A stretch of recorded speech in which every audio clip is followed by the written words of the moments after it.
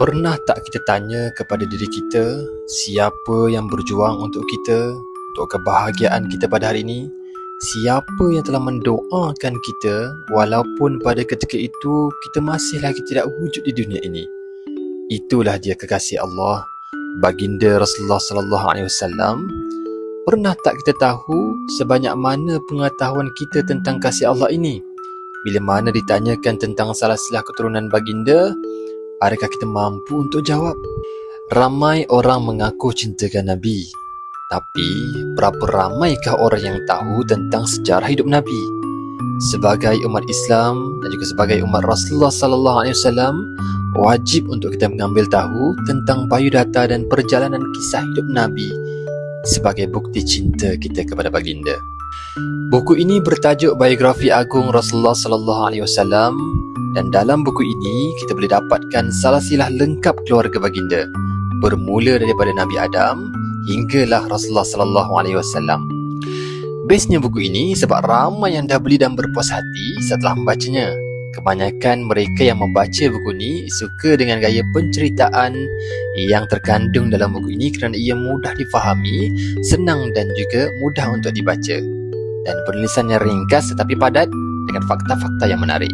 Buku ini banyak menceritakan tentang kisah-kisah kehidupan Nabi Muhammad sallallahu alaihi wasallam, perjalanan hidup baginda, bermula daripada kelahiran baginda, kemudian dilantik menjadi rasul, sehinggalah kewafatan baginda Rasulullah sallallahu alaihi wasallam. Apa yang menarik lagi, ada banyak fakta-fakta yang mungkin kita sendiri tidak tahu. Bila dan di mana baginda lahir, siapa nama keluarga baginda dan juga latar belakang baginda, dan apa yang Nabi suka dan bagaimana sebenarnya karakter dan juga sifat Nabi yang kita sendiri tidak tahu.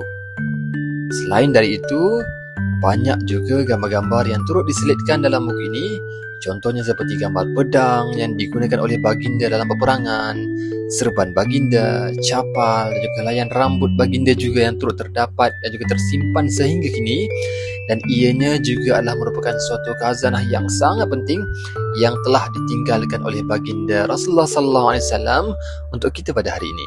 Jadi jangan tunggu lagi, buktikan bahawa kita sayang dan juga cintakan Nabi dengan mempelajari dan juga mengetahui biografi agung Rasulullah sallallahu alaihi wasallam. Banyak fakta-fakta dan juga sejarah hidup baginda yang akan kita ketahui. Dan kalau nak tahu lebih lanjut lagi tentang Nabi kita, jom dapatkan buku ini sekarang.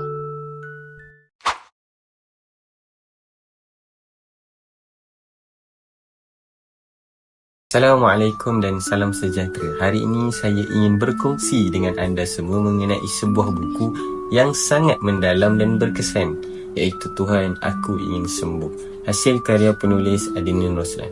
Buku ini bukan sahaja memaparkan sebuah perjalanan spiritual yang menarik, tapi juga penuh dengan nilai-nilai pengajaran yang relevan dalam kehidupan kita sebagai umat manusia, terutamanya yang sedang mencari makna sebenar dalam kehidupan. Buku Tuhan, Aku Ingin Sembuh merupakan karya yang menyentuh hati dan membuka mata kita tentang perjalanan hidup seseorang individu yang mengalami kejatuhan dan seterusnya mencari jalan pulang kepada Tuhan. Dalam buku ini, Adnan Roslan mengupas pelbagai isu tentang kerohanian, keinsafan, pencarian jati diri melalui jalan agama. Buku ini juga syarat dengan refleksi diri yang mendalam, di mana penulis membawa pembaca menyelami perasaan dan konflik dalaman yang sering dialami oleh mereka yang terasa jauh daripada Tuhan. Ia membawa kita memahami bahawa setiap manusia pasti melalui jatuh bangun dalam hidup. Tetapi apa yang penting ialah keinginan untuk kembali kepadanya. Buku Tuhan, Aku Ingin Sembuh sangat relevan dalam kehidupan kita hari ini, di mana orang ramai menghadapi pelbagai cabaran yang boleh menyebabkan mereka tersasar daripada jalan yang benar. Ia memberikan harapan kepada mereka yang mungkin merasa jauh dari Tuhan atau yang pernah tersilap dalam membuat keputusan hidup. Walau sejauh mana kita telah tersasar, masih ada peluang untuk kembali ke jalannya jika kita benar-benar bertaubat dan berusaha untuk berubah. Buku ini juga mengandungi banyak nasihat berharga tentang bagaimana untuk memperbaiki hubungan kita dengan Allah dan sesama manusia. Dalam konteks kehidupan moden yang penuh tekanan dan gangguan, buku ini memberikan panduan tentang bagaimana kita boleh menjaga hubungan spiritual kita agar tidak terputus. Tuhan, Aku Ingin Sembuh adalah sebuah karya yang penuh dengan pengajaran yang bermakna. Ia mengingatkan kita tentang pentingnya taubat, keberanian untuk berubah dan kekuatan dalam menghadapi cabaran hidup. Buku ini sesuai untuk semua golongan, sama ada mereka yang sedang mencari pencerahan spiritual atau yang ingin mendalami makna kehidupan. Saya sangat menyarankan semua untuk membaca buku ini kerana ia akan memberikan perspektif baru tentang hubungan kita dengan Tuhan dan cara kita menjalani kehidupan sehari-hari. Itu sahaja daripada saya. Sekian, terima kasih.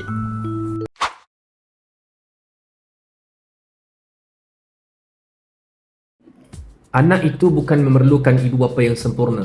Anak itu memerlukan ibu bapa yang jadi contoh untuk bagaimana cara untuk jadi manusia yang sempurna. Jadi kalau kita ada buat kesalahan, itu tidak mengapa. Yang penting kita ada keinginan untuk memperbaiki. Selalu ada usaha untuk berubah. Rupanya selama ini kita banyak buruk sangka pada anak kita sendiri. Kita selalu fikir dia ni degil, nakal, kasar dan tak pernah kenang budi kita. Mak ayah, Quran kata anak kecil adalah jauh lebih mulia berbanding kita yang dewasa. Anak-anak tak pernah sengaja nak buat kita benci pada dia. Sebaliknya, anak lagi dambakan kasih sayang dan rasa bangga kita. Buruk sangka kita sebenarnya bakal buat anak makin benci pada dirinya sendiri. Kalau tak nak anak jadi kasar, jangan buat 5 perkara ini. Yang pertama, ketika marah anak, terlampau jerit, terlampau tengking, terlampau pekik. Apa sahaja yang anak dengar akan menusuk dalam hati dia. Dia akan membentuk karakter. Yang kedua, banyak mengugut, banyak mengancam, banyak memaksa-maksa, banyak takut-takutkan anak dalam mendidik. Benda ini semua akan membuatkan karakter jadi kasar. Yang ketiga, terlampau keras hati dengan anak. Keras hati yang melampau. Bila anak itu cakap tolong, please, sekiranya tak memberi mudarat, tak salah pun kita benarkan.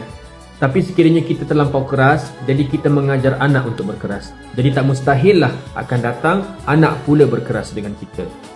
Yang keempat, tidak respon dengan baik ketika anak masih lagi sopan, lembut, minta elok-elok. Sampailah anak itu meminta dengan cara kasar, dengan keras, dengan agresif, dengan menjerit, baru kita respon. Jadi anak akan belajar, aku kena jerit dulu, aku kena agresif dulu, barulah dapat apa yang aku nak. Yang kelima, mengajar anak untuk membalas dengan kekerasan, dengan agresif. Contohnya, bila dia adik-beradik berselisih faham, kita ajar anak untuk memukul, kita ajar anak untuk bela diri, kita ajar anak untuk membalas. Sama juga kalau dekat sekolah, kita ajar anak untuk pukul orang lain. Percayalah cakap saya, antara benda yang susah kita nak buang adalah sifat kasar tu. Bila anak dah mula kasar, anak yang mula-mulanya baik, diajar untuk berkasar. Susah nak undur balik. Jadi mak ayah kena jauhkan 5 perkara ini. Buku yang bertajuk Parenting Journey telah dikarang oleh Faiz Salim yang sangat menarik kerana ianya menggabungkan pengalaman peribadi beliau dan pengetahuan tentang pengasuhan.